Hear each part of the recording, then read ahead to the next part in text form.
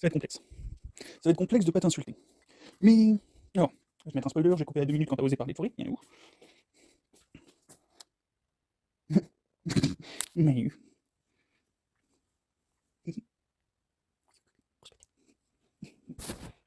bref. Oui, non, rien à foutre. Mon chat passe, c'est plus important de lui faire un câlin que de t'éduquer. Bref, j'ai fait un premier accord.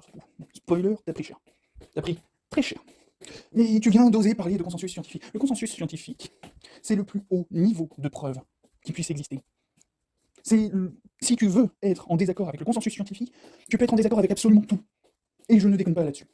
Le consensus scientifique, c'est l'accord majoritaire de tous les scientifiques du monde, qui se regroupent sur des méta-analyses, des méta-études, et en gros, le consensus scientifique, c'est la méta-étude des méta-études. Une méta-étude, c'est un regroupement de plusieurs centaines, milliers d'études sur un sujet très particulier pour en déduire, pour en décrire ce qui est dit globalement, les pour, les contre, voilà.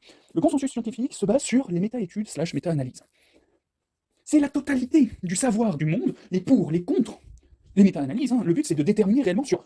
En gros, il y a quelqu'un qui regarde le truc, c'est un scientifique, des scientifiques, normalement, un labo, qui arrive, qui regarde le truc, qui se dit, bon, ce point très précis de la science, je vais regarder absolument toutes les études que je peux trouver, et de toutes les études que je peux trouver, je vais en déterminer qui dit quoi, et globalement, quelles sont les plus grandes chances d'avoir, enfin, quel est le truc qui a le plus de chances d'être juste. Voilà, le consensus scientifique se fait quand tu regroupes toutes les méta-études / méta-analyses d'un sujet, et que tous les scientifiques se mettent d'accord sur le truc. Littéralement, pour le cas du climat, ça doit être en milliards de cas qui sont considérés. Des milliards de cas avec des millions de scientifiques. Et toi, avec ta petite gueule de merde, tu veux arriver et dire « Ben non, c'est pas vrai, regardez, il y a de l'eau dans ma rivière. »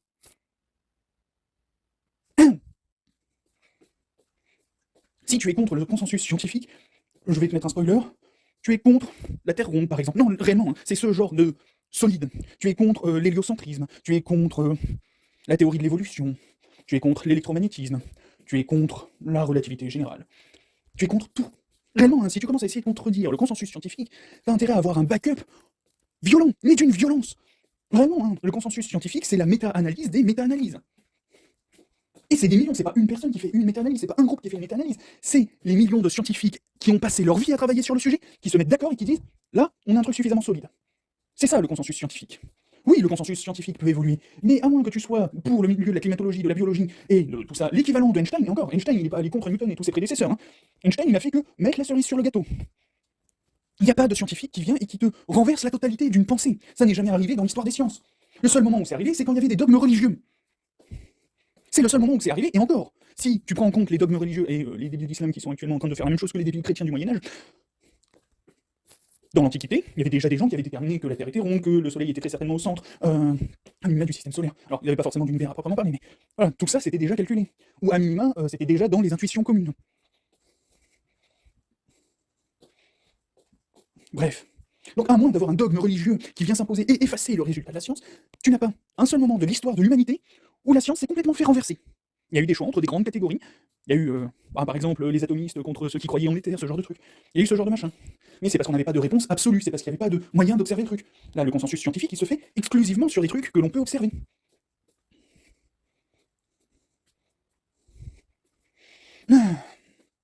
Donc bon, ben, si tu veux aller contre le fait que le changement climatique est en train d'arriver et en train de nous pourrir la vie, bon courage, vraiment, hein. Vas-y, fais-le. Allez, commence par discuter avec Jean Covici. Voilà. Juste, invite Jean Covici, tu le fais avec ton truc là, le fil d'actu. Vous invitez Jean Covici, vous allez lui envoyer, ne serait-ce qu'un mail, tu vois, tu lui poses les questions, tu vois, et t'as les réponses. Alors, mieux, tu vas chercher sur internet les vidéos de Jean Covici qui répond à tes questions, ou à tes affirmations. Et déjà, rien que là, tu vas te prendre des tartes. Si jamais t'as du mal avec ça, va voir la chaîne du Réveilleur. Lui, il va te mettre des tartes autrement plus méchantes. Parce que lui, il y va avec les analyses, hein. Lui, il te les sort, les analyses. Ou, David, de la chaîne Science Étonnante, qui pourrait te faire une giga claque parce qu'il a déjà fait une vidéo il y a peut-être une dizaine d'années sur le sujet. Peut-être, on va dire entre 5 et 10 ans.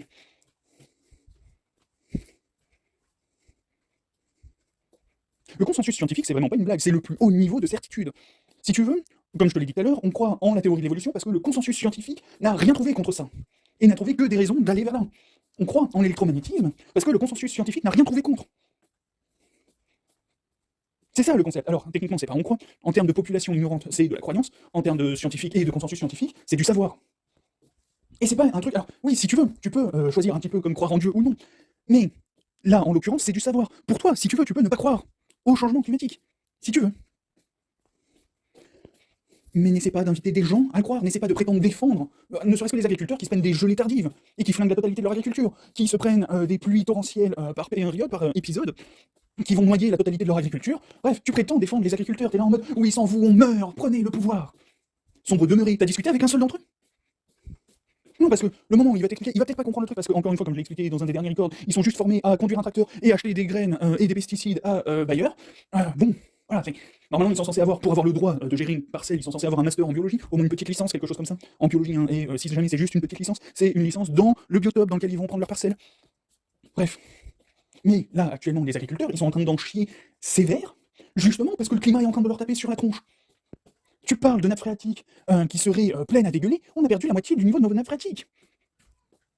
Nos nappes phréatiques sont vides. Tu veux parler de trucs qui dégueulent? Viens dans les PO. On n'arrive plus à faire pousser quoi que ce soit parce que le sol est mort. Notre barrage a perdu 10 mètres. Et il ne les regagnera jamais. Et ce qui est en train d'arriver à notre barrage, je vais mettre un spoiler, c'est la même chose que ce qui va arriver aux mégabassines. D'ailleurs, les nappes phréatiques dégueulent tellement que les agriculteurs pensent, parce qu'ils ne sont pas formés en biologie, que faire des mégabassines, ça leur sera positif. Tellement les nappes phréatiques dégueulent.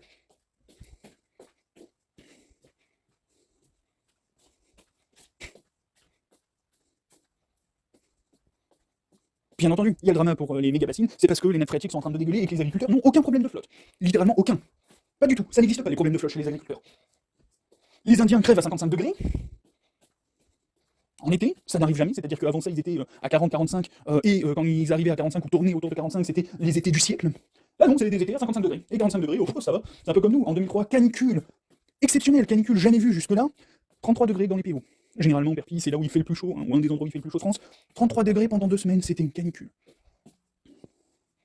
2 semaines, hein, 33 degrés, canicule. Le drame, faites attention à vos vieux dans les EHPAD, ils vont tous crever. Non, maintenant 33 degrés, on se tape ça d'aimer. Et bien entendu, le réchauffement climatique, ça n'existe pas.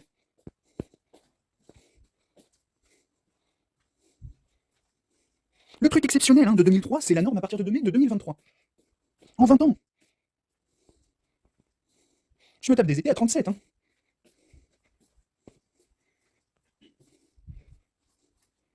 Je te mets un petit truc comme ça, des étés à 37. Je sais pas si tu calcules le concept. 33, c'est un maximum, 37, on a pris 4 degrés. Et c'est pas 37 pendant 2 semaines, c'est 37 pendant 4 à 5, peut-être 6 semaines. Ça aussi, entre 35 et 37 degrés pendant 1 mois et demi, en gros. Et si j'ai le malheur d'allumer l'ordinateur, je meurs. Je suis obligé de passer en mode nocturne pour pouvoir allumer mon ordi. Parce que si j'allume mon ordi en journée, je dépasse les 40 degrés. Et tu connais le concept de fièvre? Bah voilà. Bref. Ah oui, petit détail, en France ce sera le climat du Maroc, Maghreb et compagnie, mais particulièrement Maroc parce qu'ils ont la face atlantique et une partie vaguement des retours méditerranéens. Et on sera les mieux lotis.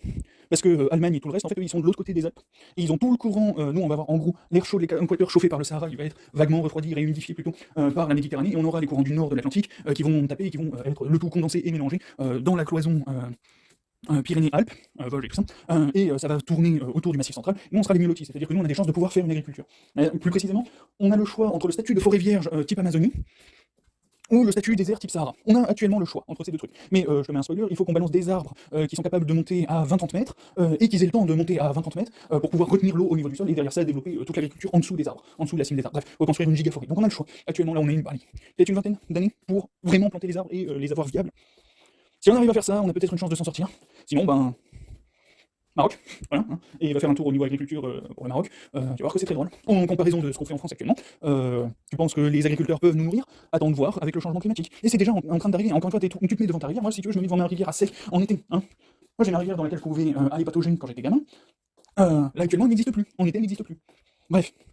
Va voir les agriculteurs qui te parlent de gelée tardive, qui te parlent d'épisodes de pluie qui noient leur agriculture, bref, qui te parlent d'épisodes de grêle qui détruisent leur agriculture. Tu parles des agriculteurs en permanence, mais c'est à croire que tu n'as jamais eu conscience du moindre problème qu'ils sont en train d'affronter, et qu'ils sont en train d'affronter de plus en plus régulièrement. Les gelées tardives, ça n'existait pas, c'est-à-dire qu'avant ça, on se tapait une gelée tardive peut-être tous les 10-20 ans. Ça fait 5 ans que c'est tous les ans, et ça va continuer comme ça, jusqu'au stade où on va se taper des moussons en France.